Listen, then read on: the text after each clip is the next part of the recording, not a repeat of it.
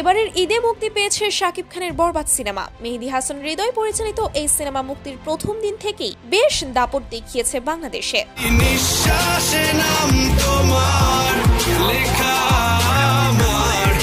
আয়ের নিরিখেও এগিয়েছিল এই ছবি। দেশের প্রেক্ষাগৃহ কাঁপিয়ে এবার যুক্তরাষ্ট্র ঝড় তুলে দিয়েছে শাকিব খান অভিনীত বরবাদ সিনেমাটি দিয়ে।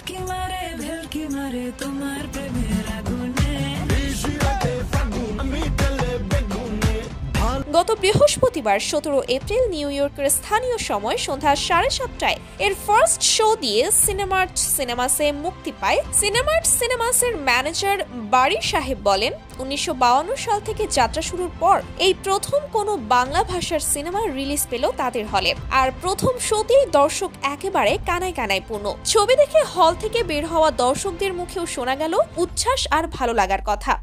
আমাদের এই থিয়েটার 1952 সালের অনেক পুরনো, এই প্রথম শাকিব খানের ছবিটা আমরা প্লে করব এবং সব শোয়ে সোল্ড আউট। এছাড়া বাংলা নাটকের জনপ্রিয় অভিনেত্রী পারসা ইভানা ফার্স্ট শোতে বরবাদ দেখে জানিয়েছেন, ঈদের দিন বাংলাদেশে বরবাদের টিকিট পাইনি, পরদিন ব্যক্তিগত কাজে নিউ ইয়র্ক চলে আসি, এজন্য এখানে বরবাদ দেখে খুব এনজয় করেছি। দেশের মতো এখানেও শো হাউসফুল গেছে।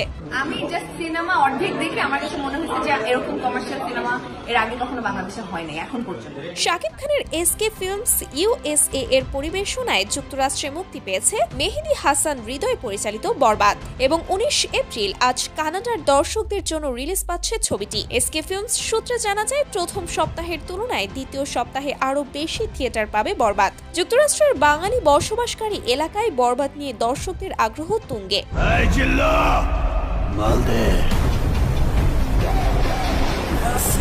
সো গাইস, আপনার কি মনে হয় বাংলাদেশ কাঁপিয়ে বিদেশের মাটিতেও কি বরবাদ নতুন ইতিহাস তৈরি করতে পারবে? অবশ্যই কমেন্ট করে জানাবেন। আর এরকম সব আপডেট পেতে আমাদের চ্যানেলটি সাবস্ক্রাইব করে রাখবেন।